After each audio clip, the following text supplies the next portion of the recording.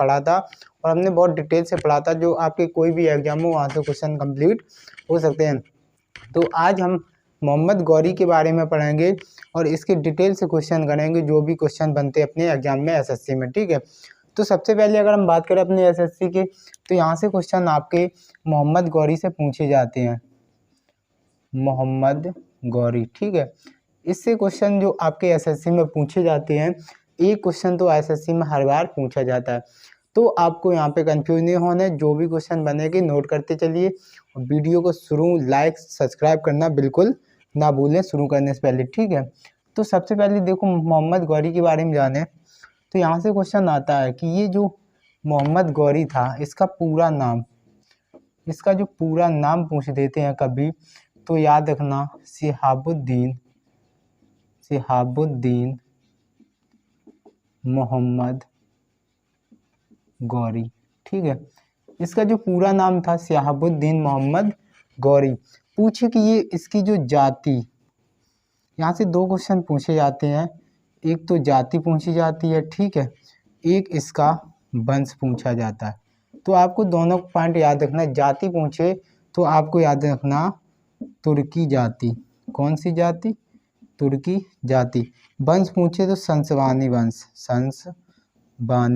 वंश। ठीक है, तो आपको यहाँ से याद रखना, जो वंश पूछे संसवानी वंश। पूछे कि ये किस कबीले से था, तो आपको याद रखना ये कबीला पूछे तो आपको याद रखना गौरी कबीला से। कहाँ से? गौरी कबीला से। ये गौरी कबीला से था। पूछे कि बताइए ये कहाँ का शासक था, मतलब कि गौर का एक छोटा सा कबीला हुआ करता था। जब महमूद गजनवी का गजनी से जो वो साम्राज्य खत्म हो गया, तो इसके बाद ये इसने गजनी पर अधिकार कर लिया। ठीक है, इसके बाद इसने गजनी पर अधिकार कर लिया। इसके बाद इसने सोचा कि जैसे महमूद गजनवी ने भारत पर 17 बार आक्रमण किया, तो हम भी क्या करेंगे, भारत पर आक्रमण करेंगे। उसने महमूद गजनवी से प्रेरणा ली। ठीक है, इसके बाद इसने भारत पर आक्रमण किया। ठीक है, तो इसका जो सबसे पहले यहाँ से इतने पॉइंट बनते हैं, तो याद रखना पूरा नाम पूछे तो शिहाबुद्दीन मोहम्मद गौरी, अगर जाति पूछे तो इसकी तुर्की जाति है, वंश पूछे तो संसवानी जन। तुर्की जाति ना आकर बर्बर जाति भी पूछ सकते हैं, बर्बर जाति। ठीक है, ये बर्बर जाति भी पूछ सकते हैं। और वंश पूछे तो आपको याद रखना संसवानी वंश। पूछे कि ये किस कबीले से था, तो आपको याद रखना ये गौरी कबीले से था, इसने गजनी पर अधिकार किया था। ठीक है, तो आपकी ये जो क्वेश्चन बनते हैं नोट कर लीजिए। इसके बाद देखो अगले पॉइंट पे चलते हैं। ये आपका नोट हो गया। अब देखो बात करते हैं,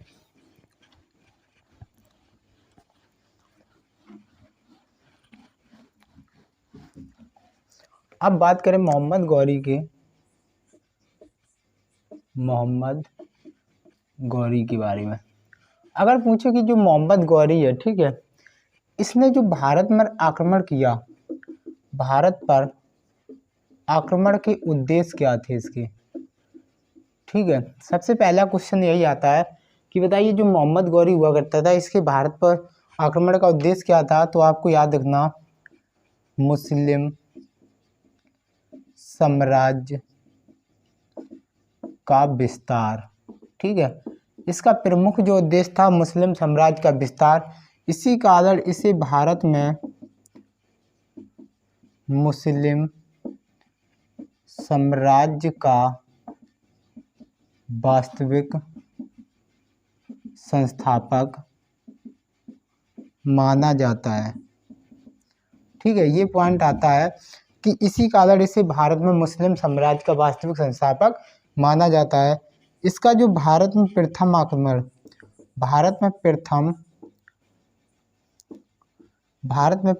आक्रमण इसने कब किया था? तो यहाँ से क्वेश्चन पूछ सकते हैं कि बताइए कि इसने भारत पर प्रथम आक्रमण कब किया था? तो आपको याद रखना इसने 1175 में आक्रमण किया था। ये किया था इसने मुल्तान पर। ठीक है, सबसे पहले कहाँ किया था? मुल्तान पर। ये जब आ रहा था तो इसके सेनापति ने ये कहा कि मोहम्मद गौरी ने सबसे ज़्यादा महमूद गजनबी ने सबसे ज़्यादा धन कहाँ लूटा था, तो पता होगा आपको सोमनाथ पे। तो उसने ये कहा था कि जो महमूद गजनबी आया था उसके सेनापति ने बताया, वो भी यहीं से मुल्तान पर सबसे पहले उसने आक्रमण किया। ठीक है, उसके बाद वो यहाँ खैबर दर्रे से होते हुए आया। तो इसी कारण ये भी कहाँ से आया, खैबर दर्रे से होते हुए। खैबर दर्रा ये आपका पाकिस्तान में है। ठीक है, खैबर दर्रे से होते हुए आया और इसने सबसे पहले कहाँ आक्रमण किया, मुल्तान पर, जिसके कारण इसकी जीत हुई। ये बहुत खुश हुआ कि हाँ मैं पहली बार में क्या हुई, जीत मिली। इसने अब ये सोचा कि सबसे पहले हम कहाँ आक्रमण करें। तो इसके जो सेनापति ने बताया कि अब सोमनाथ पे आक्रमण करेंगे, क्योंकि सबसे ज़्यादा धन वहीं मिला था। वहीं पे क्या हुआ था कि लोग भी ज़्यादा थे। ठीक है, अब इसके बाद जो दूसरा आक्रमण आता है,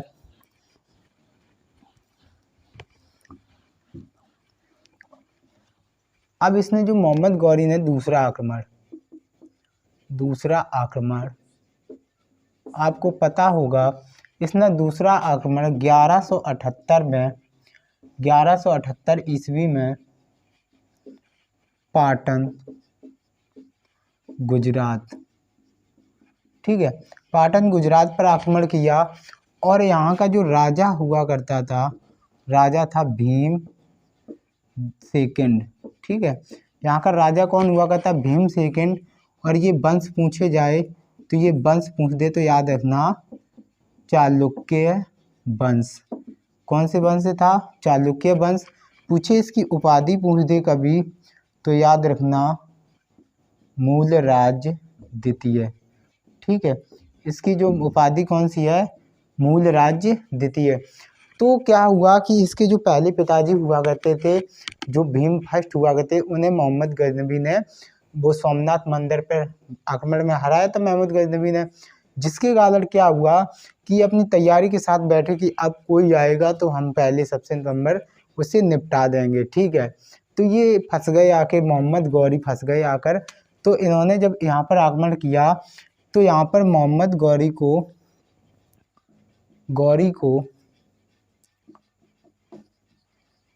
को भीम सेकंड ने हरा दिया। ठीक है, भीम सेकंड ने हरा दिया। और ये कहाँ हराया तो याद रखना आबू पर्वत। ठीक है, ये आबू पर्वत, माउंट आबू पर्वत हुआ करता था गुजरात में, इसको वहीं पर हराया था। और ये गौरी की कैसी हार थी, ये गौरी की प्रथम हार हुई। ठीक है, तो क्वेश्चन पूछ देते यहीं से कि बताइए गौरी की प्रथम हार कब हुई थी, तो 1178 में किस शासक ने हराया था, भीम सेकंड ने इसे हराया था।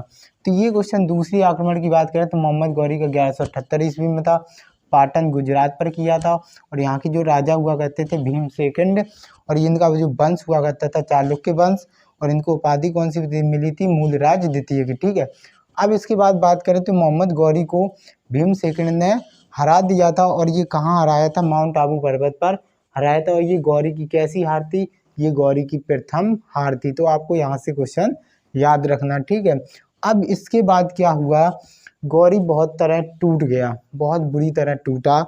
गौरी ने सोचा कि अब चलना चाहिए, यहाँ पर नहीं जीत पाएंगे, क्योंकि अब ये पहले से ज़्यादा पहले से ज़्यादा अभ्यास करके बैठे हुए हैं भारत के राजा। क्योंकि पहली बार महमूद गजनबी ने जब हराया इनको, 17 बार आक्रमण किया, तो कोई भी व्यक्ति अपनी तैयारी करके बैठेगा। ठीक है, तो इन्होंने ये कहा कि चलो ठीक है अब चलते हैं।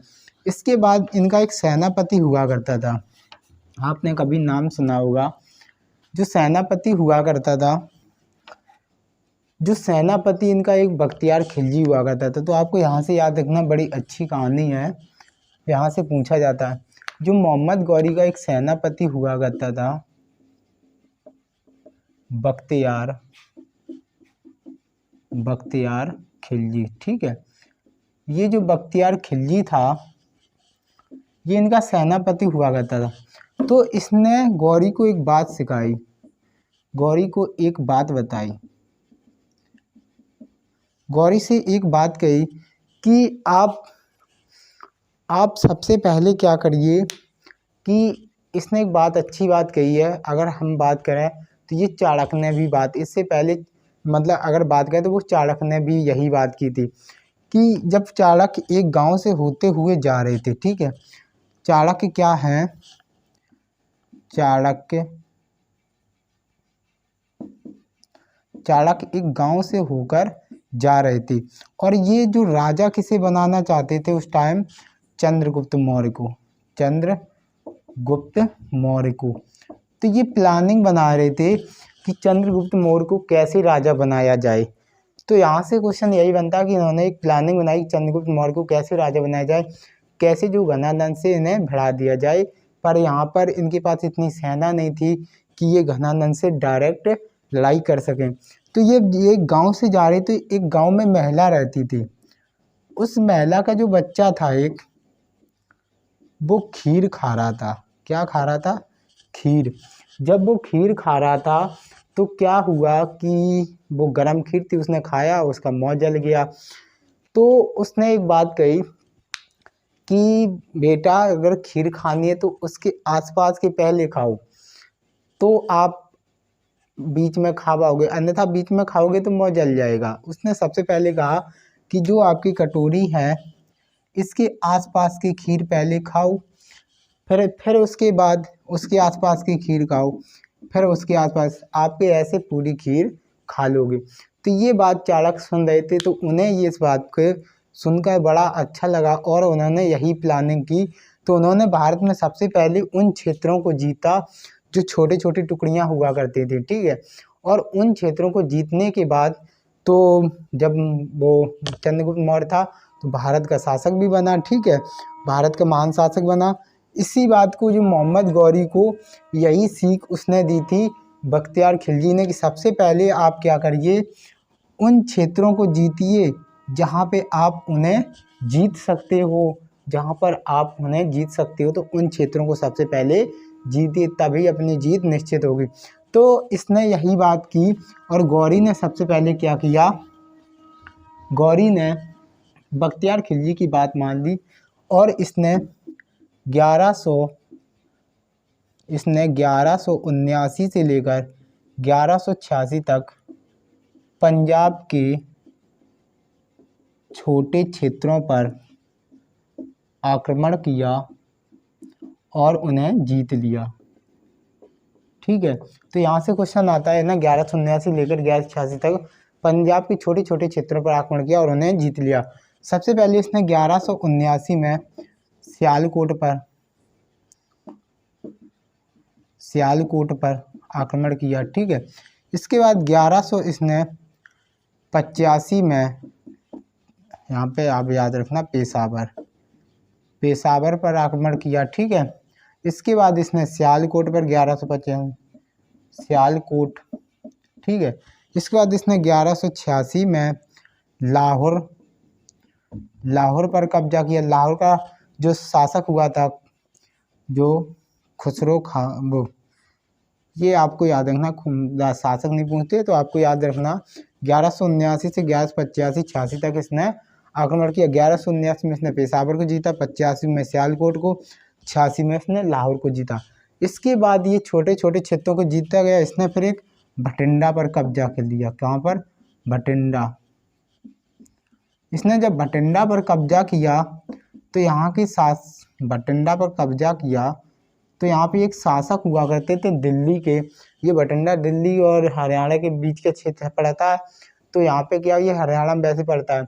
तो वहाँ पे क्या हुआ, दिल्ली का शासक पृथ्वीराज चौहान हुआ करता था, तो उसे बहुत ज़्यादा गुस्सा आया। तो इसके बाद अब क्या हुआ कि एक युद्ध हुआ जो आपने सुना होगा, तराइन का प्रथम युद्ध।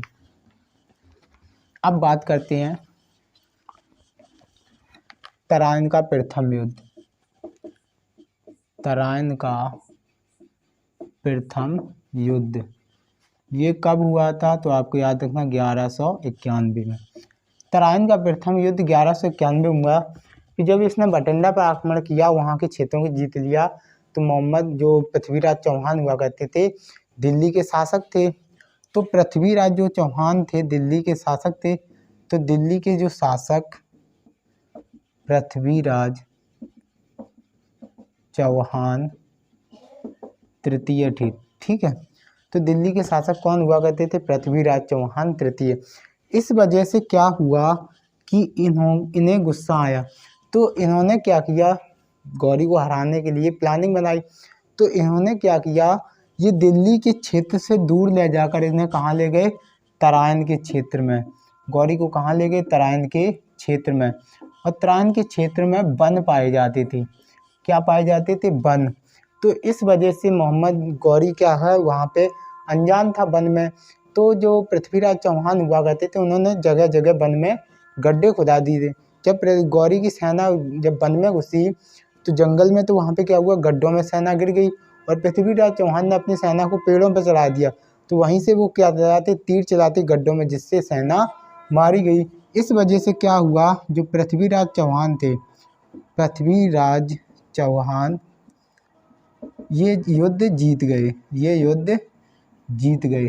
ठीक है, तो इसके बाद आपको याद रखना, यहाँ से क्वेश्चन पूछा जाता है तराइन का प्रथम युद्ध ये किसके किसके बीच हुआ, तो याद रखना गौरी और चौहान के बीच, पृथ्वीराज चौहान के बीच, जिसमें पृथ्वीराज चौहान की जीत हुई और मोहम्मद गौरी की हार हुई। इसके बाद मोहम्मद गौरी ने प्लान कर ली भारत से वापस जाने की।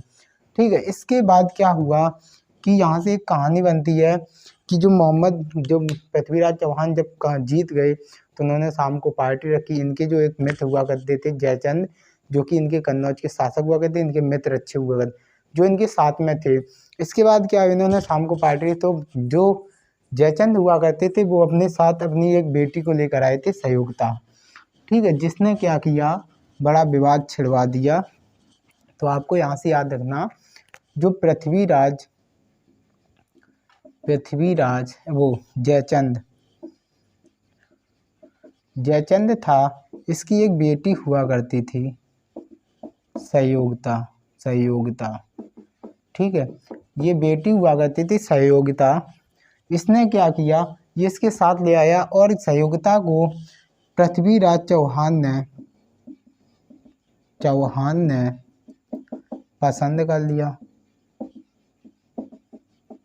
ठीक है, तो पृथ्वीराज चौहान को संयुक्ता पसंद आई और वो क्या किया, पृथ्वीराज चौहान संयुक्ता को लेकर भाग गया, जिसकी वजह से जयचंद को बहुत ज़्यादा गुस्सा आया, उसकी बेइज्जती हो गई। तो उसने सोचा क्यों ना हम पृथ्वीराज चौहान का अंत करवा दें, ख़त्म करवा दें। इसके बाद उसने क्या किया, जयचंद ने मोहम्मद गौरी से बात की और ये मोहम्मद गौरी से साथ में मिल गया। इसके बाद अब युद्ध आता है आपका दूसरा, तराइन का द्वितीय युद्ध। आपने सुना होगा तराइन का द्वितीय युद्ध। तराइन का दूसरा युद्ध ये कब हुआ था, 1192 में। तराइन का दूसरा युद्ध कब हुआ, 1192 में। ये आपका गौरी प्लस पृथ्वीराज चौहान के बीच हुआ। ठीक है, जिसमें पृथ्वीराज चौहान की हार हुई। ठीक है, तो आपको यहाँ से याद रखना, इसमें पृथ्वीराज चौहान की क्या हुई, हार हुई। पूछा जाता है कि तराइन का द्वितीय युद्ध कब हुआ, तो 1192 में, जिसमें मोहम्मद गौरी जीता था और पृथ्वीराज चौहान हार गया था।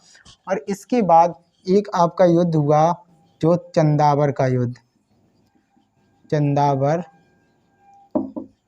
युद्ध। ठीक है, ये आपका हुआ 1194 में। ये युद्ध आपका गौरी और जयचंद के बीच हुआ, जिसमें जयचंद हार गया और गौरी ने जयचंद की क्या कर दी, हत्या कर दी। यहीं पे जयचंद की हत्या कर दी। और ये युद्ध, जो चंदावर का युद्ध, ये दिल्ली विवाद युद्ध था।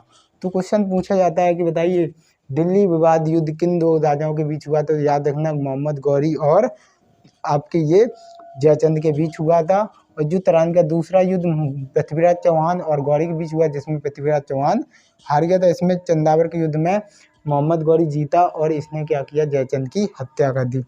इसके बाद क्या हुआ, अब बात करते हैं, ये आपके युद्ध हो गए। ठीक है, अब पृथ्वीराज चौहान, ये जो मोहम्मद गौरी था, ये दिल्ली का शासक बन गया। इसका एक सेनापति हुआ करता था, सेनापति, आपने सुना होगा बख्तियार खिलजी, बख्तियार खिलजी, ठीक है। ये जो बख्तियार खिलजी था इसने बिहार प्रांत पर आक्रमण किया, ठीक है। क्वेश्चन पूछा जाता है, इसने बख्तियार खिलजी ने बिहार प्रांत पर आक्रमण किया और इसने नालंदा विश्वविद्यालय, ठीक है, और विक्रमशिला को तोड़ा था, ठीक है। तो आपको याद रखना, यहाँ से क्वेश्चन आ जाए कि बताइए नालंदा विश्वविद्यालय और विक्रमशिला को किसने तोड़ा था, तो याद रखना बख्तियार खिलजी ने, ठीक है। इसके बाद अगला पॉइंट आता है कि जो मोहम्मद गौरी हुआ करता था, मोहम्मद गौरी, इसका एक गुलाम हुआ करता था, गुलाम, जो आपने सुना होगा कुतुबुद्दीन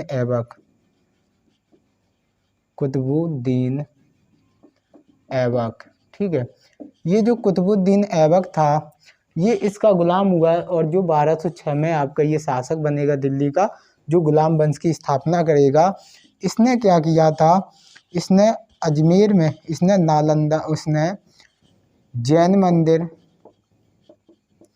जैन मंदिर और इसके बाद इसने संस्कृत विश्वविद्यालय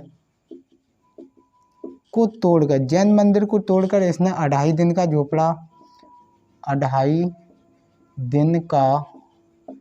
झोपड़ा बनवाया और इसने जो संस्कृत विश्वविद्यालय तोड़ा था उसकी जगह पे इसने कुतुब उल इस्लाम मस्जिद बनवाई थी, ठीक है। तो ये पूछा जाता है 2.5 दिन का झोपड़ा कहाँ पे, आपका अजमेर में, ठीक है, और कुतुब उल इस्लाम मस्जिद ये कहाँ है, दिल्ली में, ठीक है। तो आपको यहाँ से कंफ्यूज नहीं होने, तो आपको याद रखना, ठीक है। अगर पूछे की बात बताइए जो सेनापति कौन हुआ करता था, बख्तियार खिलजी, इसने बिहार के प्रांत पर आक्रमण किया जिसमें नालंदा विश्वविद्यालय और विक्रमशिला को तोड़ा, और इसका एक गौरी का जो गुलाम हुआ करता था वो था कुतुबुद्दीन ऐबक, जिसने जैन मंदिर और संस्कृत विश्वविद्यालय को तोड़ा और इसने वहाँ पर जो आपका 2.5 दिन का झोपड़ा और कुतुब उल इस्लाम मस्जिद का निर्माण कराया था। और ये बात है आपके 1194 की। इसने क्या किया था, पूछा जाता है क्वेश्चन कि बताइए किसने 1194 में गौरी के साथ में भाग लिया था, तो आपको याद रखना कुतुबुद्दीन ऐबक ने गौरी को साथ दिया था 1194 में, ठीक है। इसके बाद अगले पॉइंट पे चलते हैं।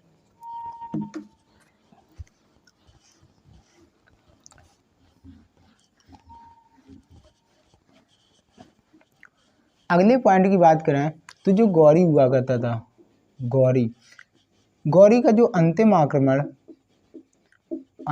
आक्रमण ये खोखरो जाति के विरुद्ध था, खोखरो जाति के विरुद्ध ये कब हुआ था, तो आपको याद रखना 1205 ईस्वी में, ठीक है। इसने अंतिम आक्रमण खोखरो जाति के विरुद्ध किया था और इसमें इसकी जीत हुई थी, ठीक है, ये याद रखना, इसकी जीत हुई थी। इसके बाद पूछा जाता अगला क्वेश्चन, जो गौरी के जो आक्रमण हैं इनका जो उल्लेख किस बुक में मिलता है, तो आपको याद रखना तबकात-ए-नासिरी,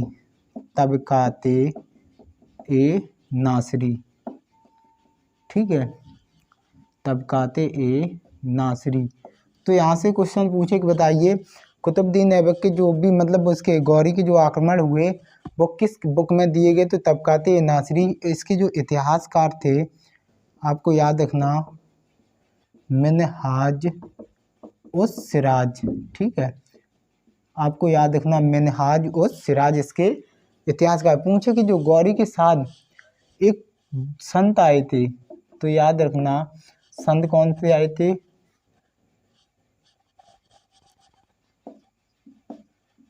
मोइनुद्दीन चिश्ती, ठीक है, मोइनुद्दीन चिश्ती आए थे। इन्होंने क्या किया था, इन्होंने चिश्ती संप्रदाय की स्थापना की थी। तो यहाँ से क्वेश्चन आता है कि बताइए गौरी के साथ कौन से संत आए थे। मोइनुद्दीन चिश्ती आए थे। इन्होंने क्या किया था, चिश्ती संप्रदाय की स्थापना की थी, चिश्ती संप्रदाय की। ठीक है, तो ये क्वेश्चन पूछा जाता है। इसके बाद गौरी की जो हत्या की बात करें तो ये जो गौरी की हत्या सिंधु नदी के किनारे दम्यक नामक स्थान पर 15 मार्च 1206 में डाकुओं के द्वारा की गई थी। नमाज पढ़ते समय डाकुओं के द्वारा की गई थी, इसकी नमाज पढ़ते समय। अगर गौरी की बात करें, यहाँ से एक क्वेश्चन, इसके जो सिक्के हुआ करते थे, गौरी के जो सिक्के, ठीक है, गौरी के जो सिक्के हुआ करते थे, इसके एक तरफ कलमा और दूसरी तरफ जो देवी सरस्वती वती की फोटो स्थित थी। ठीक है, तो आपको याद रखना जो मोहम्मद गौरी ने जो सिक्का चलवाया था उसके एक तरफ कलमा हुआ करता था, दूसरी तरफ जो देवी सरस्वती की मतलब फोटो लगी थी। तो ये आपकी गौरी के बारे में हमने बहुत अच्छे से डिटेल से पढ़ा। और अब हम बात करेंगे जो दिल्ली सल्तनत, अगला टॉपिक होगा जिसमें हम 5 वंशों के बारे में पढ़ेंगे, बहुत अच्छे से डीप से पढ़ेंगे। और यहाँ पे आपके जो भी क्वेश्चन थे वो सब कंप्लीट हो गए। और पढ़ाई आप अच्छे से नोट्स बनाते रहिए। इससे बेहतर आप कोई भी किताब जाओगे तो इतने ही क्वेश्चन बनते हैं, इससे बेहतर आपके एग्जाम में नहीं पूछे जाते हैं। बस इतना जितना है उतना अच्छे से पढ़ लीजिए। ठीक है, थैंक यू, बस तैयारी करते रहिए।